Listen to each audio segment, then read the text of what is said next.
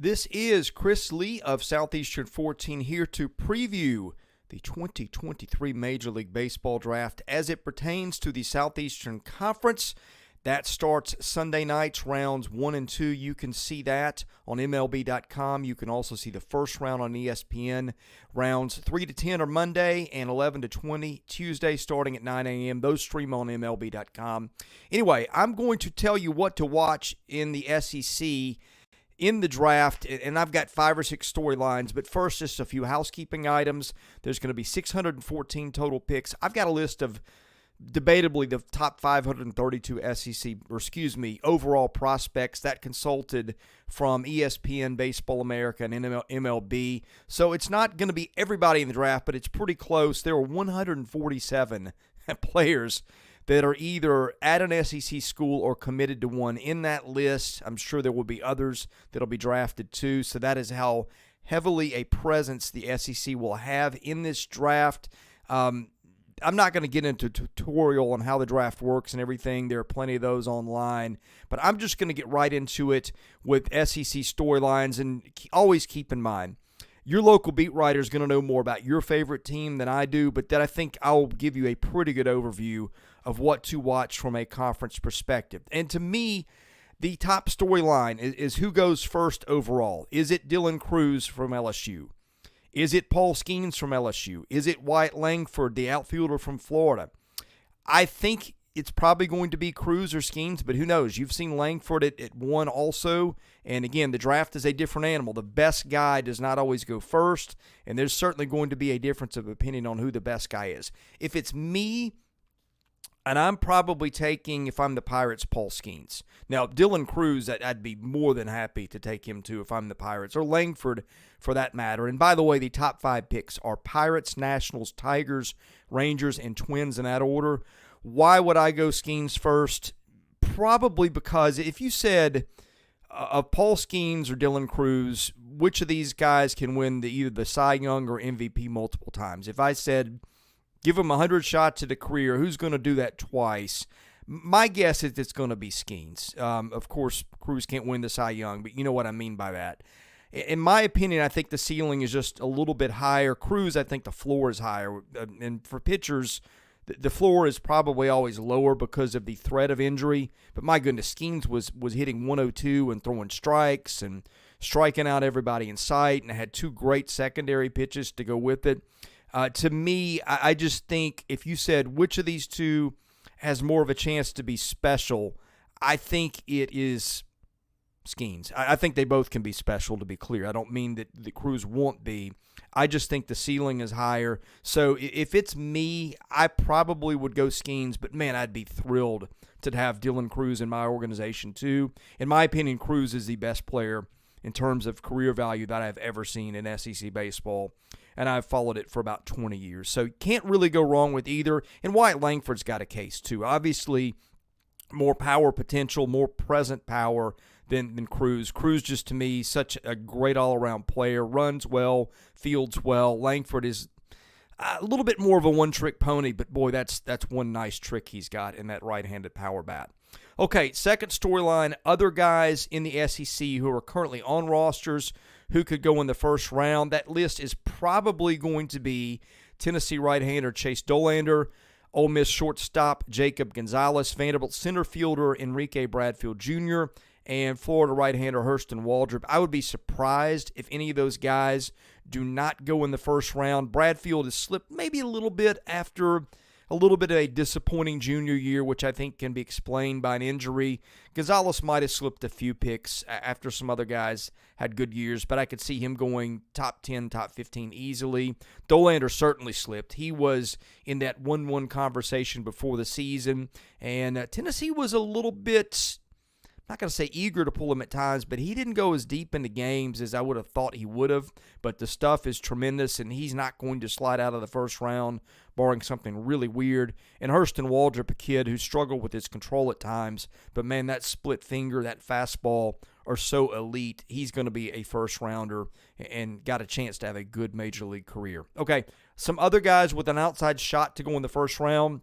I don't think any of these guys will, But again, signability is a component. If a team is looking for a guy who maybe it can take in the first round at a discount and use that money to guys that it takes later, you could see LSU's Ty Floyd slide in there. Had a great postseason, really upped his stock. Colton Ledbetter, the center fielder at Mississippi State, had a nice kind of unnoticed year because State had a horrible season, but Ledbetter is going to be probably a top 2-round guy.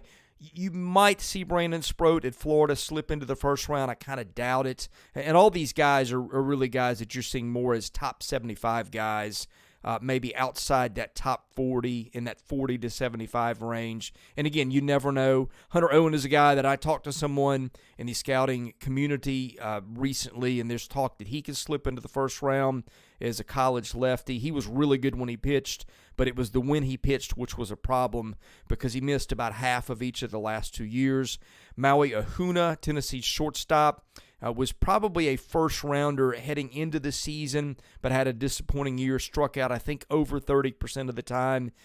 That's really hurt his case. Kemp Alderman of Ole Miss, just another kind of a one-tool power guy. If you're looking for an organization that just values a power bat, Alderman can hit it a mile, and I think is a guy that in that scenario could slip in the first round. And Jay Sporfin of Arkansas, another one that maybe, I kind of doubt it, but again, he's in that probable top 75, and sometimes you see organizations really love a player more than the market at large or feel like it can get a discount on a guy or both. And so those are guys to watch. If any of those slip into the first round, it wouldn't be the craziest thing ever, but I probably wouldn't expect any of those guys individually to slip in there. Though if you said, hey, take that field of, what was it, 8 guys, I might put the over-under at 1 because you just never know. Okay, high schoolers from SEC schools, and my goodness, there are a ton of them. We'll start at the top, and again, when I did my rankings, I sort of averaged Baseball America, ESPN, and MLB's rankings on its website, and some of them didn't get listed on certain services, so I had to adjust for that. But there are, about 10 guys that are considered top 30 picks according to the consensus of those 3. We'll start at the top. Max Clark, who's committed to Vanderbilt. He is an outfielder. He is probably going to be a top 5 overall pick, so chances of him getting to Nashville are virtually none. Next guy on the list, there's a little bit of a drop, and boy, it gets bunched after this. Colin Houck, Mississippi State shortstop commitment at 17. Aiden Miller, Arkansas third baseman commit. He's ranked 19th by an average of those, followed by Blake Mitchell, LSU catching commit at 20. Bryce Eldridge, a first baseman and right-handed pitcher, committed to Alabama at 22. Thomas White, a lefty, committed to Vandy, 23. I guess it is Kevin McGongle, a second baseman and shortstop, committed to Auburn, ranked 26th. Walker Martin, Arkansas, ranked 28th. Colt Emerson, a left side of the infield guy, committed to Auburn at 29. And George Lombard Jr., an outfielder, committed to Vanderbilt at 30. Those are the guys that are considered first-round talents based on the rankings. And it's really rare to get one of those guys through the draft, though you do see it sometimes. Dylan Cruz, I think, was a guy that was in or near that stratosphere when he came out of high school. Certainly, him going to LSU was a good call. So we will see if any of these guys have the guts to go college and throw aside the money immediately. Probably doubtful on any of them individually, but you just never know. 2 more guys to watch that are in that top 50 range. And again, based on signability, you could see slip into there. Cameron Johnson, the lefty for LSU, and Alex Clemmie, a lefty committed to Vandy. All right, speaking of high school prospects in the draft, storyline number 4 to watch, that's Dave Van Horn's sleep. Because I wonder if the Arkansas coach is going to get any this weekend. There are loaded signing classes, and then there's what Arkansas has done this year. This class is number 1 in perfect game, and it's not just number 1. I'm sure there's been a class with this many just top guys, but I don't remember many of them, and it'll be very interesting to see how many guys get to Fayetteville. There are 14 guys inside the top 363 of the rankings that I did here committed to Arkansas, and 10 inside the top 200. You can run across that list on the bottom of the ticker and get a lot of those names. Again, I had to cut it off at 150 just because of space. But as we said before, we went through that list of maybe 10 guys that could get picked in the first round, and 2 of them from Arkansas. And boy, just a ton of guys in that day one range, really the top 5 round range that you could see go off the board. So when you're watching the draft as Dave Van Horn or an Arkansas fan, you might want to check that heart rate, because guys going off the board or not the board, and really you're not safe until the draft is done, because guys can get picked later in the draft. If teams pick guys and sign them under slot, you will commonly see teams throw 7 figures at top guys who didn't go day 1 or day 2. You particularly want to watch rounds, say 11 and 12. That's where teams cut overnight deals with guys and say, okay, if we drafted you here in round 11, would you sign for us for $1 million or whatever that number is? So if you see a guy picked there, a lot of times there's an agreement. And so really, Arkansas, I just don't think that's a school that is going to sleep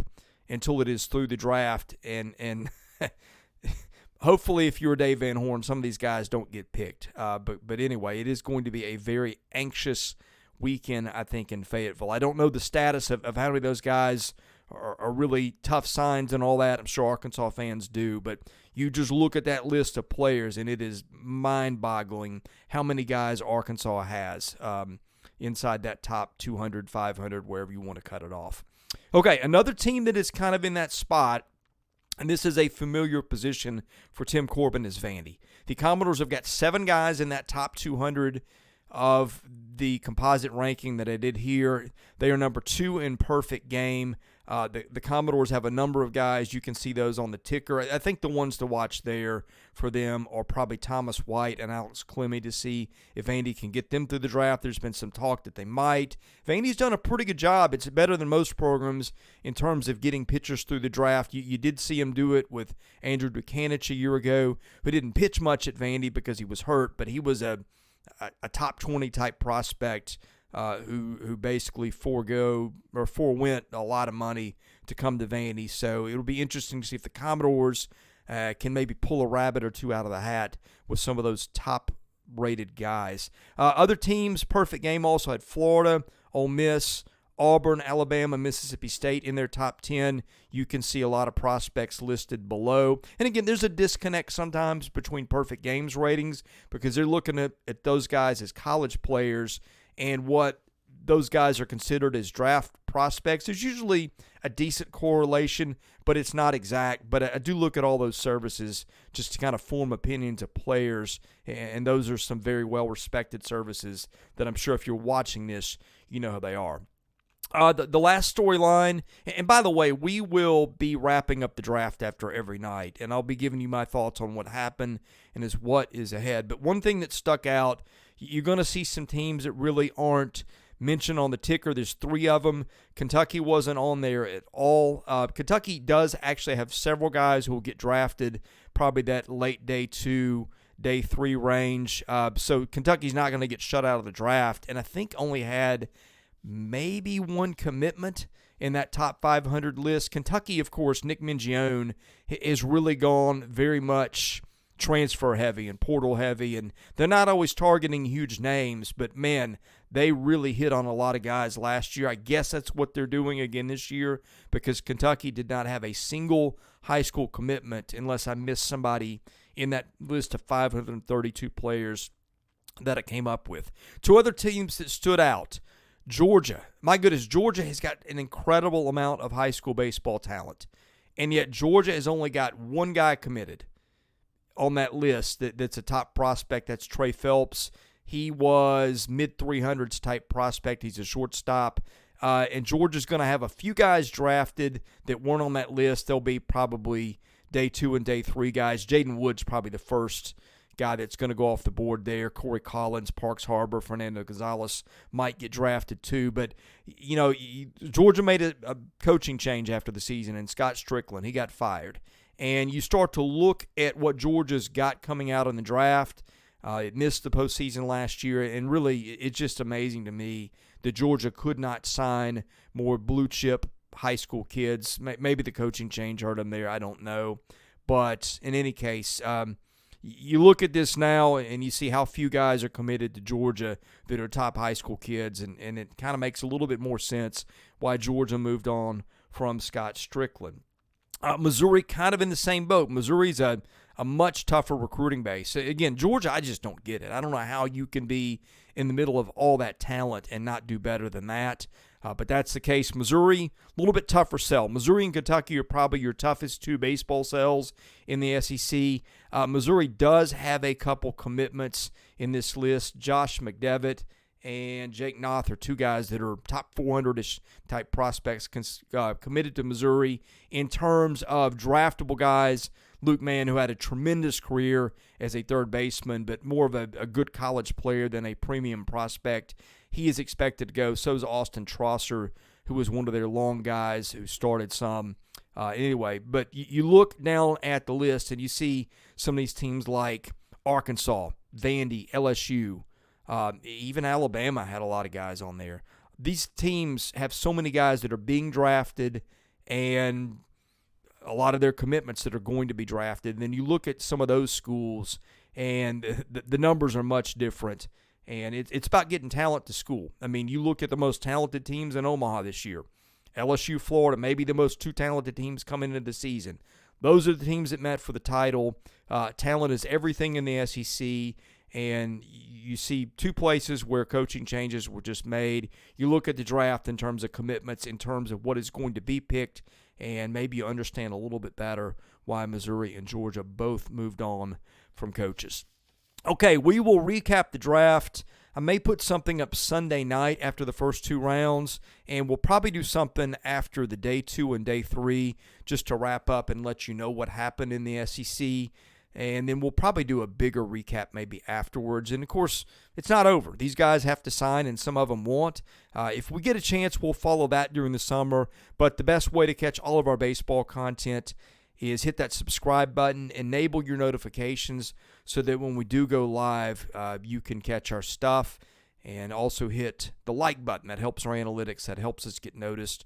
Tell a friend. As we grow, that helps us, and that helps us bring more content to you. I'm Chris Lee for Southeastern 14.